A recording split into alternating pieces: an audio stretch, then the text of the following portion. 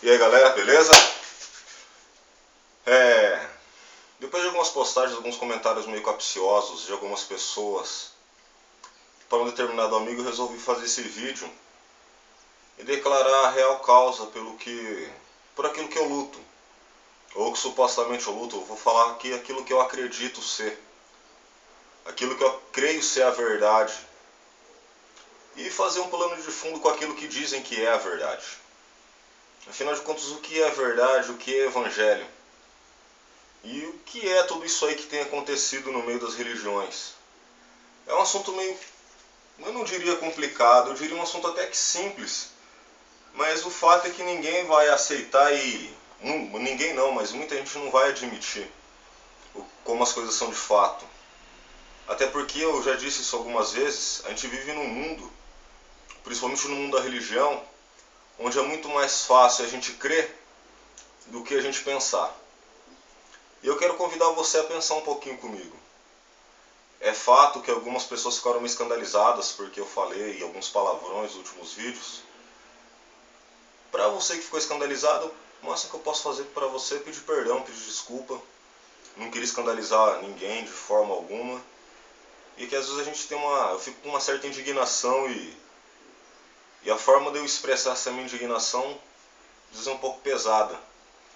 Até porque, meus irmãos, a gente tem que ser coerente com algumas coisas. Por exemplo, um cu é só um cu, tá? Não precisa ficar bravo com o cu. Ou vai tomar no cu pode significar muitas coisas, só que o peso da palavra cu ou da palavra foda-se pra mim tem um peso. E pra muita gente tem outro. Então eu peço perdão a vocês aí. Eu tenho uma mensagem, eu tenho um ideal a passar. Não que eu seja um formador de opinião, mas eu tenho uma opinião fundamentada sobre algumas coisas. E é sobre isso que eu quero falar hoje. Um amigo meu, da Assembleia de Deus da Rua 6, o Carlos Eduardo, um rapaz muito gente boa, muito inteligente também, uma vez me falou de um vídeo de um pregador da Igreja Batista, se eu não estou enganado. O nome dele é Ed René. Eu já tinha ouvido falar por cima do Ed René, mas eu nunca tinha parado para ouvi-lo. E teve uma mensagem do Ed René que me deixou assim bem impactado, a mensagem dele, né? É uma mensagem é só áudio, não tem vídeo. Se você procurar lá no YouTube você vai achar. Chama o Evangelho dos Evangélicos. E é sobre isso que eu quero falar. Não em cima da mensagem do Ed René, porque a mensagem do cara tem quase 2 horas. Mas é sobre a minha visão sobre do Evangelho contemporâneo. O que é o Evangelho que estão pregando hoje? Né, e todas as suas alegorias que se estão fazendo por aí em cima desse tema. Sobre a usurpação e a falsificação do nome de Cristo. Usa-se o nome de um Jesus, mas esse Jesus é altamente de construções humanas. Fala-se de evangelho. Eu sou evangélico, Jesus é lindo, e usam todos os termos aí que são usados na Bíblia, mas que tem uma discrepância enorme com aquilo como as coisas realmente são. E é sobre isso que eu quero estar tratando com vocês aí, com muita simplicidade, com muita clareza, para que vocês possam entender, ou pelo menos ter uma ideia parcial daquilo que eu creio. Algumas pessoas aí ficaram meio assim quando eu disse que Deus não existe. Uma outra hora eu vou entrar nesse tema aí para que vocês possam entender que eu creio em Deus, tá? Mas não da forma como o homem crê. Eu não creio num Deus de construções humanas. Mas vamos tentar entrar nesse mundo aí, nessa vertente aí, do que seria o Evangelho dos Evangélicos, para que a gente possa entender algumas coisas. Para isso, a gente precisa primeiro ter um plano de fundo do que é o Evangelho hoje. Ora, o Evangelho hoje é uma coisa simples de se entender. Hoje, quando você aceita Cristo ou que você entra por uma religião, o que acontece com você? Os irmãos da comunidade vêm, te abraçam e tal, e eles não trazem o Evangelho para você. Não é isso que acontece. Eles te trazem uma cartilha. E não que essa cartilha seja literal, tá? Não é uma cartilha assim, mas eles vêm com todo um pacote de ideias que são contrárias ao verdadeiro Evangelho. Por exemplo, eles vêm com uma ideia daquilo que você pode e daquilo que você não pode fazer. Eles vêm dizendo aquilo que é certo e aquilo que é errado para você. Ou seja, eles já vêm condicionando a sua mente para que você possa se adequar naquele convívio deles. E com o passar do tempo você vai entender que todos aqueles que não compartilham da mesma ideia que você, naquele grupo religioso, são filhos do diabo, ou são membros de uma outra denominação que é herege ou que tem defeitos, e você acaba começando a abraçar as ideias desse segmento religioso que você entrou como uma ideia verdadeira.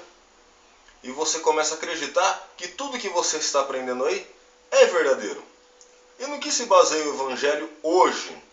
Bom, na minha opinião, eu fui da Igreja Assembleia de Deus durante muito tempo. Inclusive lá na Igreja de Paulínia, lá, Assembleia de Deus...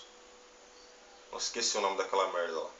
Mas era um outro ministério. Inclusive eu pregava todo final de semana.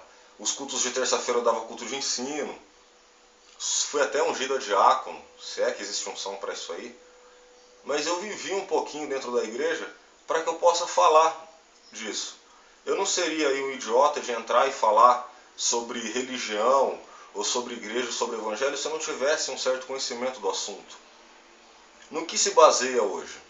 Primeiro ponto que se baseia o evangelho hoje: frequência em culto. Por exemplo, se você, num domingo à noite, estiver em qualquer lugar que não seja o templo, e você vai entender que eu estou dizendo templo, não estou dizendo igreja, porque é uma diferença enorme entre templo e igreja.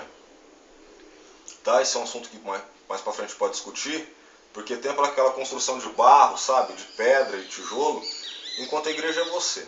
Mas isso ninguém vai te explicar direito lá, até porque o dia que você entender que você é a igreja, o templo acaba sendo desconstruído da sua mente. Se você não estiver lá, num domingo à noite, você pode estar em qualquer lugar. Na sua casa, num bar, com seus amigos. Se você não estiver naquele local, você está em pecado. Nisso baseia o evangelho hoje. Qual outro ponto que se baseia o evangelho hoje? Nas arrecadações financeiras.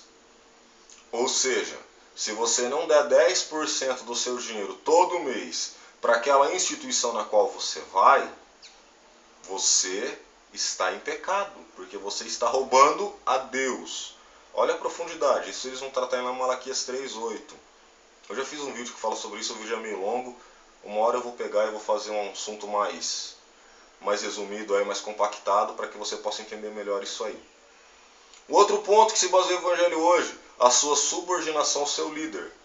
Logo, se você questiona o seu líder em alguma coisa, se você, sei lá, por algum motivo, você vem colocar em xeque aquilo que ele está dizendo, você é rebelde.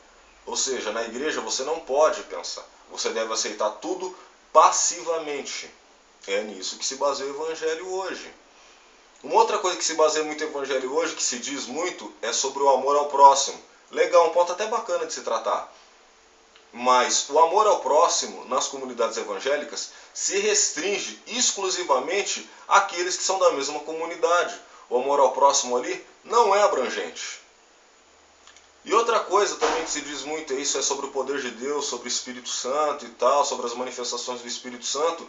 E nós vemos aí muitos circos aí, como é o caso dos Gideões Missionários, né, que vai aquela multidão de gente para lá, para ver homens pregando e acreditam que aquilo é o poder de Deus. Nisso se baseia o evangelho hoje. E o evangelho hoje se baseia em muitas coisas que não são. E o que seria o evangelho de Cristo? O evangelho de Cristo seria aquele amor ao próximo. É amar a Deus acima de todas as coisas e o teu próximo como a ti mesmo. O evangelho de Cristo ele é muito simples.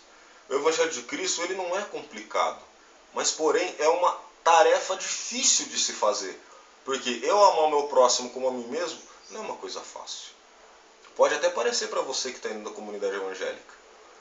Para que você entenda um pouquinho de como funcionava o evangelho lá na antiguidade e como funciona hoje, eu vou ler um texto aqui. Está em Atos. Deixa eu achar aqui, galera. Está no livro de Atos. Atos, para aqueles que não costumam ler a Bíblia, está depois do Evangelho de João. Atos capítulo 4, versículo 32. Eu acho interessante para que a gente possa pegar e fazer uma analogia de como viviam os cristãos na antiguidade e como vivem os cristãos hoje. para que vocês possam entender. Está escrito assim, eu não gosto muito de ficar lendo a Bíblia assim em vídeo, até porque isso é meio chato, isso é meio maçante. Mas eu me sinto assim, acho que no dever de poder fazer isso aqui. Até porque muitas pessoas que assistem dizem assim, ah, esse cara não é crente, esse cara fala palavrão, esse cara bebe, esse cara fuma e tal. Né? Acabam dando um descrédito pra gente. Bom, se bem que eu não estou muito preocupado com o seu descrédito, tá? Se você não acredita em mim, vá a merda, lê a Bíblia. Eu estou trazendo a Bíblia aqui pra você. Tá? Eu amo todos vocês, eu só quero que vocês entendam aquilo que eu creio por verdade, antes de vocês estarem me julgando aí. Está escrito assim, Atos 4:32, leia aí. E era um só, o coração e a alma da multidão. Ou seja, a alma e o coração da multidão. O coração é aquilo que envolve sentimento e tal, e a alma, e quando a Bíblia fala de alma, usa a palavra psique, fala sobre o entendimento, a mente deles. O sentimento e a mente deles eram um só. Dos que criam, ou dos crentes. E ninguém dizia que coisa alguma que possuía era sua própria. Ou seja, ninguém tinha os seus bens por seus mesmos. Por quê? Mas todas as coisas lhe eram comuns. Ou seja, aquilo que um tinha era de todo mundo. E os apóstolos davam, com grande poder, testemunho da ressurreição do Senhor Jesus. Olha o que era pregado. Não era prosperidade. Tá? Eles davam testemunho da ressurreição. E dando testemunho da ressurreição, logo, com a ressurreição, vem a nossa garantia de vida eterna com Cristo. E esse era o testemunho que eles davam. Esse era o evangelho que era pregado. E em todos eles havia abundante graça. Olha que legal que está isso aqui, ó. Não havia, pois, entre eles nenhum necessitado. Lá naquela época ninguém tinha necessidade de nada. Por que ninguém tinha necessidade de nada? Porque todos que possuem herdades ou casas, vendendo-as, traziam o preço do que fora vendido, trazia a grana do que fora vendido, e os depositavam ao pé dos apóstolos. Ah, eles levavam dinheiro para os apóstolos? Sim, claro que levavam. Mas o que os apóstolos faziam com o dinheiro? E repartia-se por cada um, segundo a necessidade que cada um tinha. A galera pegava a grana, vendia lá os bens, certo? Tinha lá uma fazenda muito grande, eu tinha uma casa muito grande, não precisava daquela casa lá. Eu vendia a casa, trazia a grana no pé do apóstolo, o apóstolo pegava aquela grana e comprava um Volvo. Igual o pastor Paulo Freire faz. Ele pegava a grana e comprava um carro e uma casa para ele? Não, ele pegava esse dinheiro e repartia segundo a necessidade de cada um. Ou seja, chegou um período na igreja em que ninguém tinha necessidade de nada. Todos tinham o suficiente para poder viver. Todos tinham aquilo em comum. Aquilo era uma comunidade. Tudo em comum. É o que se vê hoje. Quando você vai na igreja hoje, quais são os focos das pregações hoje na igreja? Hein? O foco da mensagem hoje na igreja é prosperidade. 2. Cura e prosperidade. 3. Prosperidade e cura. 4. Condenação se você não trouxer seu dinheiro. Se você não trouxer seu dinheiro, você não vai ser próspero. E se você não for próspero, você vai para o inferno. O medo. Esse é o foco da religião hoje. Ora, olha para você aí. Você que é da Assembleia de Deus, por exemplo. Eu sei que tem alguém da Assembleia de Deus me assistindo. Enquanto você está andando de busão, ou de bicicleta, ou com carro velho, o pastor presidente das Assembleias de Deus, ele tem 3 Volvos na garagem.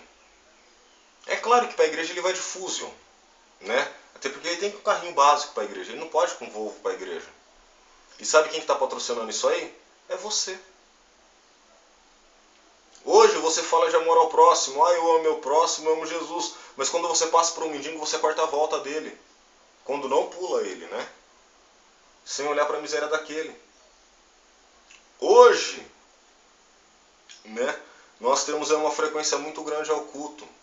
As pessoas vão ao culto, vão lá, cultuam e tal. Mas quando chega dentro de casa e sabe que o vizinho está com problemas financeiros, está conseguindo pagar água, não está conseguindo pagar a luz. Sabe que o cara está na pindaíba lá? você se restringe a ajudá-lo. E você diz que é evangélico. Você coloca a música alta na sua casa, dizendo que uma nova história Deus tem pra mim. Tá ouvindo esse idiota do Thales Roberto aí, que só sabe falar um monte de besteira, e a galera tá aplaudindo ele. Mas quando se depara com a necessidade do próximo, com a necessidade alheia, você corre dela. Você transfere a responsabilidade. Por quê? Porque você foi ensinado que você tem que levar o templo. Se você dá 10% da sua grana no templo, ok, Deus faz o resto. E não é assim que funciona, meu querido. E a sua responsabilidade quanto cristão? O evangelho dos evangélicos transfere essa responsabilidade para Deus. E o primeiro a fazer isso é seu líder. Que diz, olha, dê para Deus que Deus vai te dar, como se Deus fosse um banco. Como se você barganhasse com Deus. Dê a Deus que Ele vai dar a você. E de fato não é assim que acontece. Porque nas suas férias, enquanto você passou aqui no São Marcos igual eu passei, essa galera nas férias estava curtindo as melhores praias. Não que eles não devam fazer isso, mas eles fazem isso com o seu dinheiro. Eu tive uma conversa com o pastor Paulinho lá da Rua 6 do Campineiro. O Ricardo estava presente ainda. Que eu questionei a ele o que a igreja faz com relação à sociedade. Quais são os trabalhos sociais da igreja. E ele veio falar para mim do Instituto Paulo Freire, que é um instituto muito bacana mesmo. Tem que tirar o chapéu para aquele instituto. Que fica lá próximo da favela do Oziel ali. Ajuda várias crianças e tal. Mas eu peguei e falei, mas pastor Paulinho, que é meu xará. Eu falei assim, eu não estou falando da sede. Estou falando dessa igreja aqui. O que essa igreja faz? A gente tem o costume de falar muito da Universal, né? E de fato, tem muita coisa para se falar da Universal. Mas vamos fazer aí um cálculo básico. Aqui no Jardim São Marcos tem uma igreja universal. Uma só. Fica ali na Rua 9 ali. A Assembleia de Deus, que é da igreja da qual eu estou falando, tem São Marcos 1, São Marcos 2, duas congregações São Marcos, Campineiro 1, Campineiro 2, tem Vila Esperança 1 e Vila Esperança 2, se eu não estou enganado, aí já deu 7. Tem e o Jardim Santa Mônica. Ou seja, nós temos aí 8 congregações. Em média. Nós temos umas 8 congregações aqui.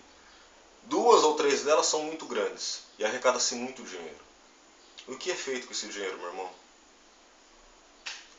Você pode até dizer para mim, mas eu não estou aqui para questionar para onde vai, o que é feito. Deus sabe, você também sabe, deixa de ser idiota. Porque nesse circo que estão fazendo, você é o palhaço. Para onde vai tudo isso? Quantas famílias estão alimentando? Quantos pobres estão ajudando? Quando você está com dificuldade financeira, quantas vezes ele pegou sua conta e foi lá pagar? Quantas? Sabe, os evangélicos, eles se acham exclusivistas, sabe? Até melhores que os outros. Os evangélicos dizem assim, olha, eu conheci a Cristo e eu estou no caminho certo, porque Jesus é o caminho, aleluia, glória a Deus, essa pataquada toda aí. Mas quando se trata de viver o evangelho, eles estão muito longe disso. Ainda tem a audácia de dizer que ateus, espíritos e tal vão para o inferno. Olha, eu vou dizer uma coisa aqui sem medo do juízo de Deus. Tem muito ateu que vai conhecer a Cristo e vai morar no paraíso, porque mesmo sendo ateu, ele vive o evangelho da forma mais pura. Ele não nega nada a ninguém. E tudo que ele faz motivado pelo amor e não pela ganância. Quando um ateu ajuda alguém, ele ajuda porque a pessoa precisa ser ajudada e não porque ele espera uma recompensa no céu. Ele vive o evangelho. Os evangélicos dizem que os católicos vão para o inferno porque os católicos adoram as imagens. Que diferença tem adorar a Nossa Senhora e você adorar o Marco Feliciano? Vamos supor que segunda-feira é culto de oração na igreja. Vai meia dúzia de gato pingado, é todas as irmãzinhas veinhas que vai lá de bengala para a igreja. Mas diz que o Marco Feliciano vai estar pregando lá na segunda-feira. Você vai. Você que não vai no culto de oração, vai estar lá na segunda-feira para ver aquele cara pregar. Então qual que é a diferença entre você e um católico?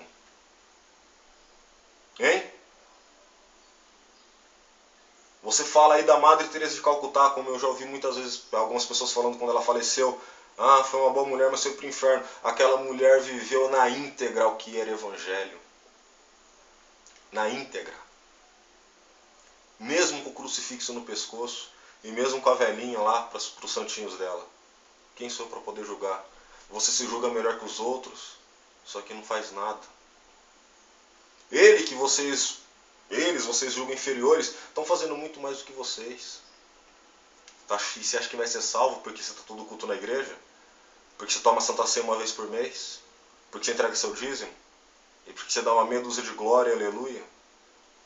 E participa aquele circo onde você é o palhaço? É isso mesmo que você acha? Os espíritas vão para o inferno. Porque tudo para vocês, quem não concorda com a ideia de vocês, vai para o inferno, né?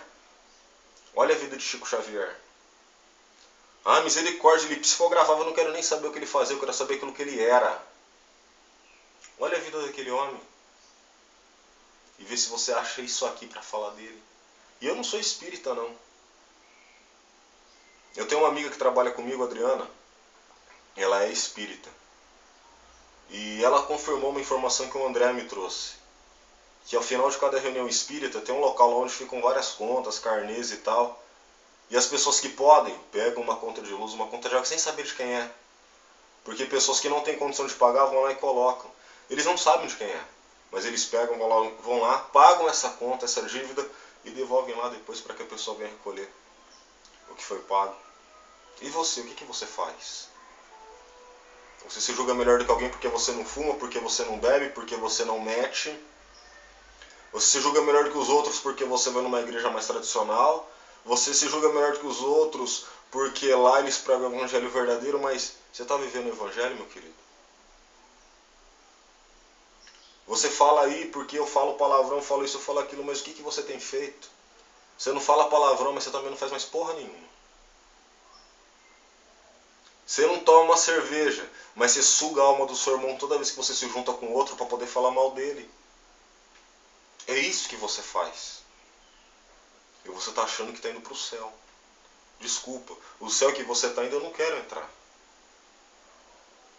Porque o céu que você vai não tem Jesus.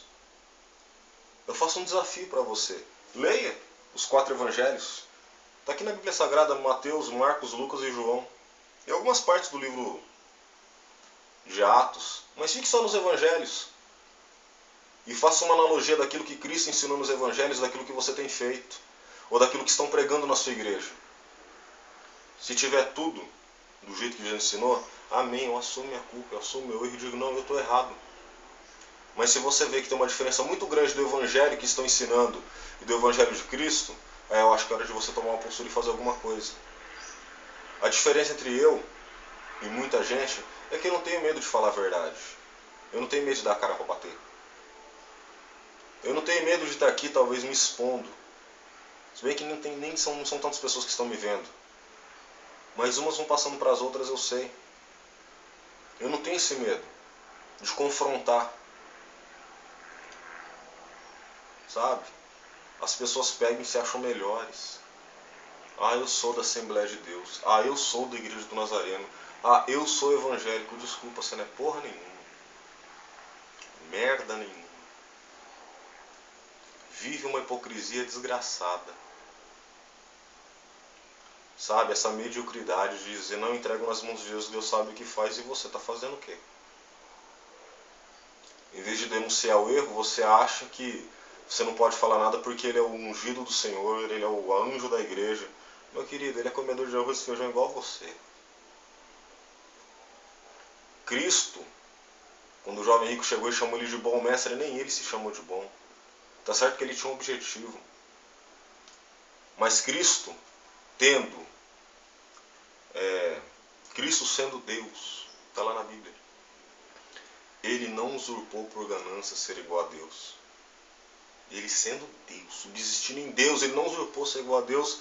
Agora o seu pastor aí, assim que você diz alguma coisa para ele dizer, me respeita porque eu sou o anjo da igreja. Cristo não usurpou ser igual a Deus, esse cara está querendo usurpar ser um anjo. Olha que absurdo. Ainda te dá texto bíblico lá. O evangelho dos evangélicos é totalmente incoerente. Vocês dizem que amam da boca para fora, Mas quando alguém pede alguma coisa para você, ou quando você vê a necessidade de alguém, você enxerga a necessidade naquele camarada, sabe o que você faz?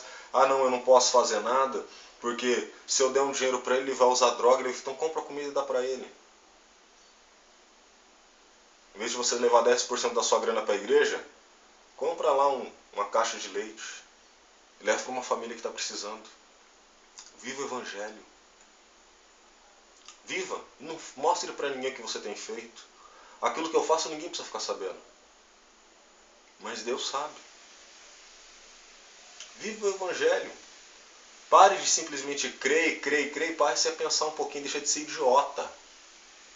E eu vou repetir porque nesse circo que você está, o picadeiro é o púlpito e o palhaço é você. Fica nessa esperança de participar de campanha. Campanha do Vale do Sal, e os 40 dias de Daniel, e essa merda toda que estão fazendo, fica aí dando seu dinheiro, seu idiota. Fica aí. E entrando e saindo, você se torna uma pessoa cada vez mais frustrada. E quando nada dá certo nessas campanhas, sabe quem que é o culpado? O culpado é você. Porque vão dizer para você que te faltou fé. Para de ser imbecil, meu irmão. Para de julgar todo mundo que vai contra a sua ideologia religiosa. A gente não está aqui nessa terra para viver uma ideologia, mas para viver o Evangelho. Independente se você é ateu, espírita, caralho que você for aí. Só vive o Evangelho. E sai desse antro, sabe? De dizer que é evangélico, mas não fazer nada. Como algumas pessoas que eu citei no último vídeo. Conhecem a verdade, mas não fazem nada. Um bando de hipócrita. Dizem que está errado, mas não fazem nada. Um bando de hipócrita. Quem não ficou sabendo do caso aí da eleição para a CGADB? Entre Samuel Câmara e José Wellington. Todo mundo ficou sabendo da eleição. Mas sabe o que não contaram para você? Que o Samuel Câmara saiu pagando R$1.000 para um bando de pastor votar nele. Para ele poder ganhar a eleição. Engraçado que ele não ganhou, né? Mas ele gastou lá seus 1,5 milhão. Sabe de onde veio esse dinheiro? Do seu bolso. Paulo Freire está aí, ó. Deputado estadual. Mas ele não fala que quando ele assumiu o campo de Campinas, por causa de um escândalo político, que um pastor da época acabou usando o dinheiro da igreja para patrocinar a campanha da filha dele, o pastor Paulo Freire assumiu e disse que nunca mais um homem, que nunca mais a igreja aqui se envolveria com política. E olha lá o líder da igreja onde é que está. Isso eles não contam para você. Sabe por quê? Porque não vale a pena contar. Eles não vão falar para você que um determinado pastor tirou um dinheiro do caixa da igreja lá, do dízimo, e comprou um fogão para uma irmã que não tinha fogão. E o pastor Paulo chamou ele e creu, sem vaselina. Dizendo que se ele quisesse, ele tirasse do bolso dele e desse, porque o dinheiro da igreja não era para usar para a necessidade dos irmãos. Isso eles não contam para você e você está lá patrocinando essa falsidade. Se a corrupção está do jeito que está, é porque tem um bando de palhaço igual a você indo lá participando do showzinho deles. Idólatras, falsos, mentirosos, hipócritas. É isso que você que conhece a verdade está lá participando. Vocês são isso aí. Ah, mas eu vou para onde então? Vá para o seu quarto. O que Jesus disse? Quando quiseres falar com teu pai, entra no teu quarto, fecha a tua porta e fala em oculto, que o teu Deus que está em oculto te ouve. Eu não estou dizendo para você não ter comunhão com seus irmãos. Estou falando para você deixar de fazer parte dessa palhaçada. E se você quiser ficar lá dentro, lute e faça alguma coisa para mudar. Pare de aceitar tudo passivamente. E se te colocarem para fora, meu irmão, não tenha medo. Sai. Galera, abraço a todos vocês aí. O telefone está tocando e o pessoal precisa parar, tá? Até mais. E desculpa alguma coisa.